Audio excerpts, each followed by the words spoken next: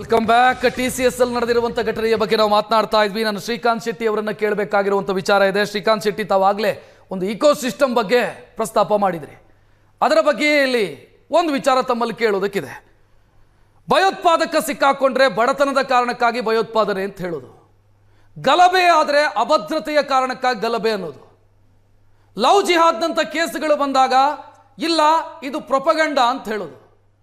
ಈ ಇಕೋಸಿಸ್ಟಮ್ ಇದೆಲ್ಲದಕ್ಕೂ ಕಾರಣ ಆಗ್ತಾ ಇದೆಯಾ ಅಂತ, ಅಂದ್ರೆ ಸಮರ್ಥಿಸ್ಕೊಳ್ಬೇಕು ಹೇಗೆ ಅನ್ನೋದು ಕೂಡ ಈ ಜಾಲದ ಭಾಗನ ಅಂತ ಕೇಳ್ತಾ ಇದ್ದೀನಿ ನಾನು. ಖಂಡಿತ ರಕ್ಷತ್, ಇಲ್ಲಿ ಉಗ್ರಗಾಮಿ ಚಟುವಟಿಕೆಗಳು ಯಾಕೆ ಹೆಚ್ಚಾಗಿ ಕಾಶ್ಮೀರದಲ್ಲಿ ನಡೀತಾ ಇದೆ ಅಂತ ಕೇಳಿದಾಗ ಅಲ್ಲಿ ನಮ್ಮವರನ್ನ ಬಹಳ ಶೋಷಣೆ ಮಾಡ್ತಾರೆ, ಹಾಗಾಗಿ ಇದು ನಡೀತಾ ಇದೆ ಅಂತ ಹೇಳಿದ್ರು. ಮತ್ತು ಬಡತನ ಬಹಳ ಇದೆ, ಜನರಿಗೆ ಪಾಪ ಬೇರೆ ಏನು ಉಪಾಯ ಇಲ್ಲ, ಹಾಗಾಗಿ ಅವ್ರು ರೆಬಲ್ ಆಗಿದ್ದಾರೆ ಅಂತ ಹೇಳ್ತಾ ಇದ್ರು. ಆದ್ರೆ ನಮ್ಮ ಭಟ್ಕಳದಲ್ಲಿದ್ದಂತ ಯಾಸೀನ್ ಭಟ್ಕಳ ಇಂಜಿನಿಯರಿಂಗ್ ಓದಿದವನು, ಅವನು ಬಾಂಬ್ ತಯಾರಿಕೆಯಲ್ಲಿ ಹೇಗೆ ನಿಪುಣ ಆದ, ಮಾಸ್ಟರ್ ಮೈಂಡ್ ಹೇಗಾದ ಅನ್ನೋದು ಯಾರಿಗೂ ಗೊತ್ತಾಗ್ಲಿಲ್ಲ. ಅಬ್ದುಲ್ ಸುಬಾನ್ ಕುರೇಶಿ, ಭಾರತದ ಬಿನ್ ಲಾಡೆನ್ ಅಂತ ಅವನನ್ನು ಕರೀತಾರೆ, ವಿಪ್ರೋ ಸಂಸ್ಥೆಯಲ್ಲಿ ದೊಡ್ಡ ಹುದ್ದೆಯಲ್ಲಿದ್ದ, ಅವನು ಟೆರರಿಸ್ಟ್ ಹೇಗಾದ ಅನ್ನೋದಕ್ಕೆ ಉತ್ತರ ಇಲ್ಲ. ಶಾಜಹಾನ್ ವೆಲ್ಲುವಾ ಕಂಡಿ, ಕಣ್ಣೂರಿನ ಈತ ಕಂಪ್ಯೂಟರ್ ಇಂಜಿನಿಯರ್ ಆಗಿದ್ದ, ISIS ಗೆ ಜನರನ್ನ ನೇಮಕ ಮಾಡುವಂತ ಕೆಲಸವನ್ನು ಇವನು ಮಾಡ್ತಾ ಇದ್ದ. ಮುದಬ್ಬೀರ್ ಮುಸ್ತಾಕ್ ಶೇಖ್ IT ಉದ್ಯೋಗಿ, ಡಾಕ್ಟರ್ ಕಫೀಲ್ ಅಹಮದ್, ಡಾಕ್ಟರ್ ಸಲೀಂ ಅಹಮದ್, ಆಮೇಲೆ ಡಾಕ್ಟರ್ ಶಹನವಾಜ್, ಯಾರು ಏಮ್ಸ್ ಆಸ್ಪತ್ರೆಯಲ್ಲಿ ಇದ್ದಂತವ್ರು, ಇವರೆಲ್ಲ ಹೇಗೆ ಭಯೋತ್ಪಾದಕರಾಗ್ತಾ ಇದ್ದಾರೆ ಅಂತ ಕೇಳಿದ್ರೆ ಇದಕ್ಕೆ ಬಹಳ ಸ್ಪಷ್ಟವಾದ ಉತ್ತರ, ಇಸ್ಲಾಂ ಅನ್ನುವಂಥದ್ದು ಒಂದು ಧಾರ್ಮಿಕ ವ್ಯವಸ್ಥೆ ಅಲ್ಲ. ಭಾರತೀಯ ಪರಿಪ್ರೇಕ್ಷೆಯಲ್ಲಿ ನೋಡೋದಾದ್ರೆ ಇದೊಂದು ಸೋಶಿಯೋ ಪೊಲಿಟಿಕಲ್ ವಿಂಗ್, ಇದು ಅಷ್ಟೇ.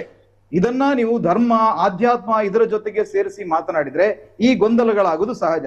ಇಸ್ಲಾಂನ ಬಗ್ಗೆ ಯಾಕೆ ಪ್ರತಿ ಬಾರಿ ಕೂಡ ರಾಜಕೀಯ ಪಕ್ಷಗಳು ಬಹಳ ಆಸಕ್ತಿಯಿಂದ ಮಾತಾಡ್ತಾರೆ ಅಂತ ಕೇಳಿದ್ರೆ, ಇದು ಒಂದು ರಾಜಕೀಯ ಶಕ್ತಿ.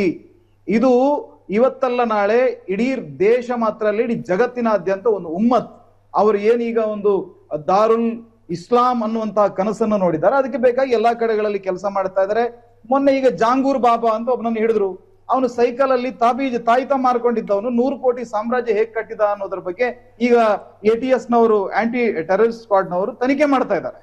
ಎಲ್ಲಿಂದ ಎಲ್ಲ ಫಂಡ್ ಬಂದಿದೆ ಅವನಿಗೆ, ಎಷ್ಟು ಮಹಿಳೆಯರನ್ನ ಮತಾಂತರ ಮಾಡಿದ್ದಾನೆ, ಇದೆಲ್ಲ ಇವತ್ತು ಏನು ಇವರೆಲ್ಲ ಗಾಳಿಯಲ್ಲಿ ಗುಂಡು ಹೊಡಿತಾರೆ ಆಗದಿಂದ. ಇದು ಇಂಡಿವಿಜುವಲ್ ಪ್ರಕರಣಗಳು, ಇದು ಹಾಗೆ ಹೀಗೆ, ಇದು ಏನೇ ಇರ್ಬೋದು. ಆದ್ರೆ ಅವರ ಪರವಾಗಿ ಅವರ ಒಂದು ಇಕೋಸಿಸ್ಟಮ್ ಅವರು ವಾದ ಮಾಡುವಂತದ್ದು ಸರಿ ಇದೆ. ಆದ್ರೆ ನಮ್ಮ ದೃಷ್ಟಿ ಬಹಳ ಸ್ಪಷ್ಟವಾಗಿದೆ. ವಜ್ರದೇಹಿ ಸ್ವಾಮೀಜಿ ಅವರು ಹೇಳಿದ ವಿಚಾರದಲ್ಲಿ ಒಂದ್ ಸ್ವಲ್ಪ ನನ್ನ ಬದಲಾವಣೆ ಇದೆ. ನಾವು ಧರ್ಮ ಶಿಕ್ಷಣ ನಮ್ಮ ಸಮಾಜಕ್ಕೆ ಕೊಡಲ್ಲ. ಧರ್ಮ ಶಿಕ್ಷಣ ಅನ್ನುವಂಥದ್ದು ನಮ್ಮ ಸಂಸ್ಕಾರದಲ್ಲಿ ಇದೆ. ನಾವು 6 ವರ್ಷದ ಮಗುವನ್ನ ಎಬ್ಬಿಸಿ ನಮಗೇನೋ ಆ ಮಗುವಿನ ತಲೆ ಒಳಗಡೆ ಬ್ರೈನ್ ವಾಶ್ ಮಾಡೋದಕ್ಕಿಲ್ಲ. ಇಲ್ಲಿ ಜೈನರದ್ದು ಸಮಸ್ಯೆ ಇಲ್ಲ, ಬೌದ್ಧರದ್ದು ಸಮಸ್ಯೆ ಇಲ್ಲ, ಸಿಖ್ಖರದ್ದು ಸಮಸ್ಯೆ ಇಲ್ಲ, ಯಾವುದೇ ಭಾರತದ ಹೆಸರು ಹೇಳಿರಲ್ಲ. UP ಬಿಹಾರ್ ಕಡೆ ನೋಡಿ, ನಮ್ಮ ದೇಶದ ಇದು ಪಾಕಿಸ್ತಾನಿಗೆ ಯಾರು ಇದು ಮಾಡಿದ್ದು? ಪ್ರದೀಪ್ ಅಂತ ಇಕೋಸಿಸ್ಟಮ್ ಚಾಲ್ತಿಯಲ್ಲಿದೆ ಅಂತ ಇದನ್ನ ಸಮರ್ಥಿಸಿಕೊಳ್ಳೋದಕ್ಕೆ ಭಾರತದ ಇಷ್ಟೆಲ್ಲ ಮತ ಪರಂಪರೆಗಳಿವೆ, ಎಲ್ಲಾದ್ರೂ ಲವ್ ಜಿಹಾದು ವ್ಯವಸ್ಥಿತ ಜಾಲ ಅಂತ ಬಯಲಾದಾಗ ಅದನ್ನು ಸಮರ್ಥಿಸಿಕೊಳ್ಳೋಕೆ ಅಂತಾನೆ ಒಂದು ಇಕೋಸಿಸ್ಟಮ್ ಇದೆ. ಓಕೆ ಆಯ್ತು ಸರ್. ರಕ್ಷಿತ್ ಶೆಟ್ಟಿ ಅವರಿಗೆ, ವಜ್ರದೇಹಿ ಶ್ರೀಗಳಿಗೆ ಮತ್ತು ನಮ್ಮ ಶ್ರೀಕಾಂತ್ ಅವರಿಗೆ ಒಂದೇ ಒಂದು ಇದು, ಯಾಕಂದರೆ ಪ್ರಶ್ನೆನೂ ಮತ್ತು ಅದ್ರ ಉತ್ತರನೂ ಎರಡೂ ಇಲ್ಲೇ ಕೊಡ್ತೀನಿ. ಯಾಕಂದ್ರೆ ನಿಮಗೆ ಮಾನಸಿಕವಾಗಿ, ಧಾರ್ಮಿಕವಾಗಿ, ಆರ್ಥಿಕವಾಗಿ, ಲೈಂಗಿಕವಾಗಿ ಎಲ್ಲ ರೀತಿಯಲ್ಲಿ ಶೋಷಣೆ ಆಗ್ತಾ ಇದೆ. ಅದರಿಂದ ಒಂದೇ ಬಾರಿ PM ಮುಸಲ್ಮಾನರನ್ನ, CM ಮುಸಲ್ಮಾನರನ್ನ ಮಾಡೋಣ. ಅಮೃತ ಕಾಲದಲ್ಲಿ ಬದುಕ್ತೀರಾ ನೀವು, ಆಮೇಲೆ ಸುವರ್ಣ ಯುಗದಲ್ಲಿ ಬದುಕ್ತೀರಾ. ಅಲ್ಲ ರಿಯಾಜ್ ಅವರೇ, 15% ಇದ್ದು ನಿಮ್ಮ ಮೇಲೆ ಅಷ್ಟು ಪ್ರಜಾಪ್ರಭುತ್ವ ವ್ಯವಸ್ಥೆಯಲ್ಲಿ ಆಯ್ಕೆ ಆದ್ರೆ ಯಾರು ಬೇಡ? ರಾಷ್ಟ್ರಪತಿಗಳು ಮುಸಲ್ಮಾನರಾಗಿದ್ರು, ಯಾರು ಬೇಡ ಅಂತಾರೆ? ಪ್ರಜಾಪ್ರಭುತ್ವ ವ್ಯವಸ್ಥೆಯಲ್ಲಿ ಆಯ್ಕೆ ಆದ್ರೆ ಓಟಕ್ಕಿಲ್ಲಿ ರಿಯಾಜ್ ಅವರೇ ಕ್ಯಾಂಡಿಡೇಟ್ ಆಗಿ ಪ್ರಧಾನಿ ಕ್ಯಾಂಡಿಡೇಟ್ ಆಗಿ ಇಂಥ ಶೋಷಣೆಗಳು ಧಾರ್ಮಿಕ ಸಮಯ ಮುಕ್ತಾಯ ಆಗ್ತಾ ಬಂತು. ಥ್ಯಾಂಕ್ ಯು ಎಲ್ಲ ಅತಿಥಿಗಳಿಗೂ ಕೂಡ.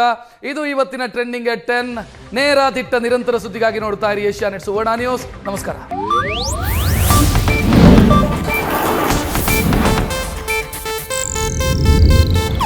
ಇದು ಏಷ್ಯಾನೆಟ್ ನ್ಯೂಸ್ ನೆಟ್ವರ್ಕ್ ಪ್ರಸ್ತುತಿ.